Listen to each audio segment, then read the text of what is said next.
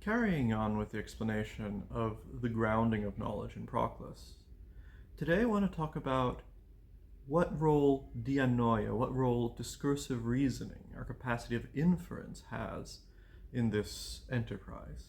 In the last video, I talked about how our own unity, our striving for unity, combined with our ability to perceive self-evident truths, self-evident universal truths, allowed us to discern behind every universal a God. And there I mentioned universals that are very high level, very abstract, like the law of non-contradiction or the concept of difference. But this would be true for Proclus also for universal conditions of our experience. So for instance, the earth as the stable reference point that we use in order to judge what is in motion, what is at rest. Edmund Husserl was someone who wrote about this. And for Proclus, that would also be a kind of universal that we have access to in noesis, and behind which is a god, Gaia, right? It's the goddess of the earth.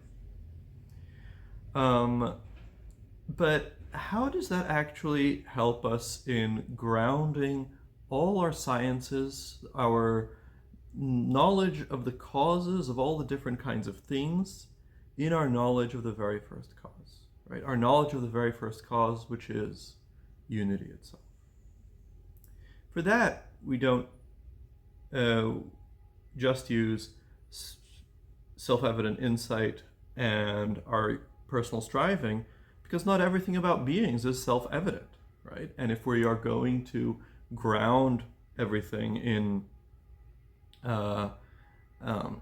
some set of self-evident truths, assisted by our striving, we're going to need something that bridges, right? Bridges between self-evident truths and bridges between self-evident truths and not self-evident truths, right? Which lets us derive, demonstrate, conclude, infer the other truths from the very first ones. So how does that work in Proclus?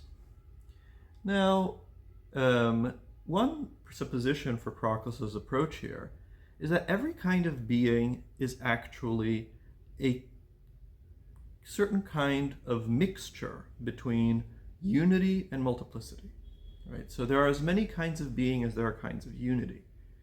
So for instance, things in time are multiple because they are constantly passing, right?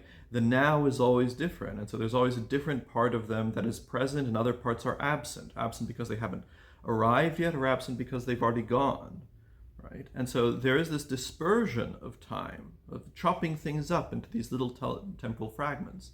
But there's also certain kinds of unity, right? So there's the continuity of time. It's a flow, but it's a continuous flow.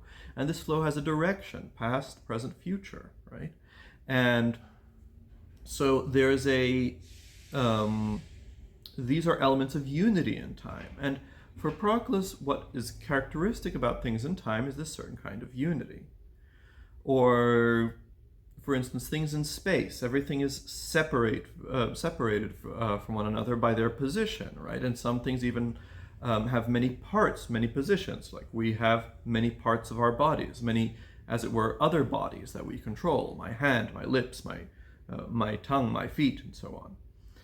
And so on the one hand, there is this dispersion, this multitude when it comes to space, but there's also continuity, right? And there's continuity such that there's unity such that we can move in space, right? And there's even some kinds of action at a distance in space. So space also has, again, multitude and unity, and it's a mixture of these two things. And if we think of more abstract things like concepts, we also have, again, unity and multiplicity. So, for instance, for Proclus, the concept of aion, right, which gets translated as eternity normally, contains two other concepts in it: being and always, right? So, like always being. You don't have to get into the explanation of that right now, but again, concepts they can have many parts of their definition, and these parts, so it has multitude and has unity. And so for Proclus, if you find the kinds of unity and the truths about the different kinds of unity, then you will find the basic truths about the different kinds of beings. And the very first kind of being and the very first kind of unity is just this general idea, right, of the mixture of unity and multiplicity, or as Proclus calls it, limit and infinity, right? You can think about these terms and about why this fits. For instance, thinking about a cat, right? So if you see a cat, on the one hand, you see it's that particular thing, it's in that place, it has that color, those characteristics, it belongs to that species, so that's like its limit. But on the other hand, there's an infinity of relations it can have to other things. Other things can affect it can affect others, it can move, it can die, it can be a consolation for its owner if it's a pet. There are tons of things that it can do and that can happen to it. And those are also all somehow structured in that limit, in that thing that the cat is, that unity of the cat. So Proclus has this idea that all being is always a mixture of limit and infinity. And this has to do with this idea that being is primarily presence, right? So being isn't just bare existence, but rather being is always, it is itself, and it always goes beyond itself. It is present to other things. It always has dunamis, power, infinity. And for that reason, Proclus also says that being is the cause of intelligibility, the capacity that things can be understood, because the first step in order for something to be understood is for it to be present. Right?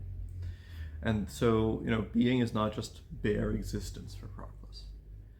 Now, as I said, this presence of beings, that there is something, is itself analyzed by Proclus, thanks to the striving after unity in us.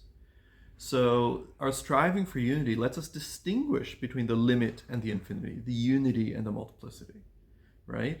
Since we have this pure striving for unity, which is a striving that happens without us having any concept or image of unity, any representation, this shows us that unity is something that is independent of any multiplicity and of any being.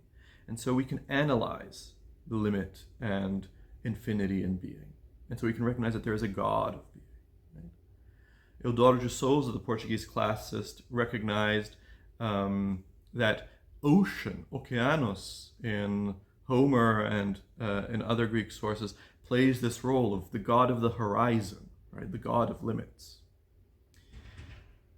But in any case, so our ability to apprehend self-evident truths, like the presence of being, and that being is, and not being is not, to couple together with our drive for unity, leads us to this analysis of being into a God, let's say, okeanos, and the being that it produces, the presence that it's responsible for.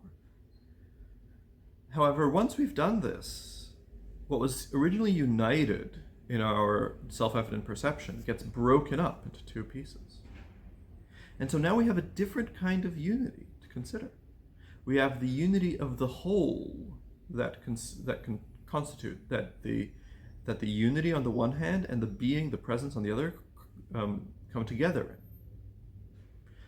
And this then is a new kind of unity, which will have a different kind of God responsible for it. And this again will result in an analysis of this particular kind of unity, which is wholeness. And for Proclus, what results from this analysis is then the kind of unity of universality, of, well, when we say that all human beings are mortal, right? This allness for Proclus is the result of the analysis of wholeness into the wholeness itself and its God. And then taking both into account, we get the idea of universality. And universality itself will also have a God behind it, which he identifies with phanes, the protogonos, the primordial eros in the Orphic Rhapsodies. And through this mechanism that our self-evident perceptions are at every moment broken up by the contact with our striving for unity, right? That this striving of unity breaks up and analyzes every self-evident perception like waves that break upon a rock, and this rock never erodes. This rock is as it were, the stable point of our knowledge. And it is through this that lets us derive one kind of unity from another, from another, from another. And for Proclus, he thinks that Plato, in his Parmenides, in the part of the Parmenides that's called the second hypothesis of the Parmenides, he gives a complete derivation of all the kinds of unity through this process, and with it, a derivation of all the different orders of gods, that is, the groups of gods that are responsible for distinct kinds of unity, distinct kinds of being. And so in that argument, there's supposed to be a complete derivation of all these kinds of unity. And in this, we always use our innate striving for unity, which tells us that unity is something that exists independently of multiplicity, and that behind every self-evident unity, we should find a God. Our ability for self-evidence, because that gives us the propositions, the self-evident propositions that we start from. And finally, our ability for inference, which lets us, from the analysis of the self-evident unity in light of the true unity, we can then derive new forms of unity and carry on our derivation. And so in this way, Proclus thinks that we can do dialectic, which is this grand science that would make it possible to derive the basic axioms of all the other sciences, the basic truths pertaining to each different kind of being.